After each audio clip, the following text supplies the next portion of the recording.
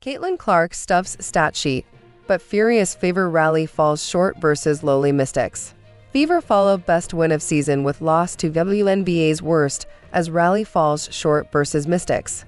Indianapolis, a furious fourth quarter comeback came up short as the Indiana Fever fell to the Washington Mystics, 89-84, in a camp day matinee Wednesday at Gainbridge Fieldhouse. The Fever were trailing by 21 points going into the fourth, but started the quarter on a 10-0 run. That run grew to a 29-11 spurt, putting the Fever, at one point, within 3 points of the Mystics. Insider, Fever follow best win of season with loss to WNBA's worst. How do they bounce back? Why more Fever lineup changes? A coach's decision, and we're just gonna leave it at that. But a timely fadeaway from Ariel Atkins, who finished the game with 26 points, gave the Mystics, 6-17, enough breathing room with a minute left to steal the win. Caitlin Clark stuffed the stat sheet with 29 points, 13 assists, 5 rebounds, 5 steals, 3 blocks, and 5 made threes. The Fever, who were coming off a win over the WNBA's best team, Liberty, followed it up with a loss to one of the league's worst. Here are 3 observations. Turnovers set the tone for Fever. If the Fever, 9-14, wanted to create some lasting momentum going into the Olympic break, this game, against a WNBA cellar dweller, was pivotal. But Indiana couldn't take care of the ball. The Fever turned the ball over a whopping 8 times in the first quarter, leading to 24 shot attempts by the Mystics and just 12 for the Fever. Those turnovers came in multiple ways. Offensive fouls on both Katie Lou Samuelson and Kelsey Mitchell, ill-advised passes, and simply losing control of the ball. While the Fever got control in the second quarter, they still had 12 turnovers by halftime. The Mystics had 5. Indiana ended the game with 20 turnovers, the most since they committed 22 in an 89-77 loss to Seattle on June 27. Alea Boston and Clark each had 5. The Mystics had 21 points off of those turnovers.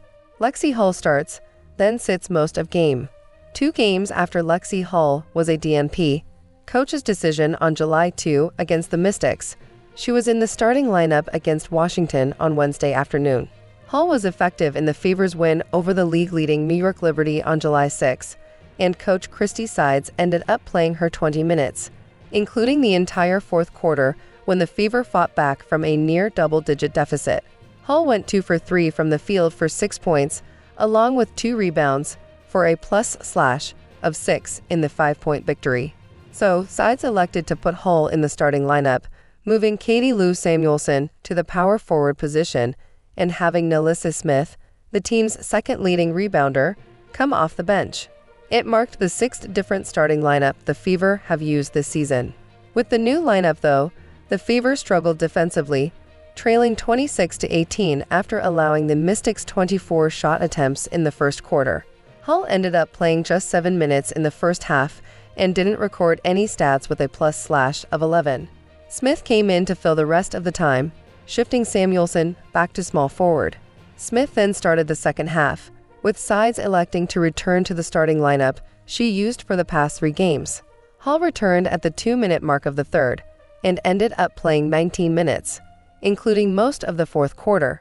She finished the game with 5 points on 2 of 2 shooting, as well as 2 rebounds and 2 steals. Alea Boston limited with foul trouble. The 4:25 mark of the third quarter was pivotal for both Fever forward Alea Boston and Mystics forward Stephanie Dolson. Officials called a defensive foul on Dolson as Boston was going in for a layup, and that would have been Dolson's 4th.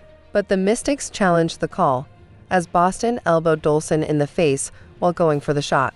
After the officials reviewed the call, the Fever's faces said it all. It was a successful challenge, and what was going to be an and one became a negated basket, and more importantly, Boston's 5th foul at a crucial junction. Boston had been in foul trouble all game.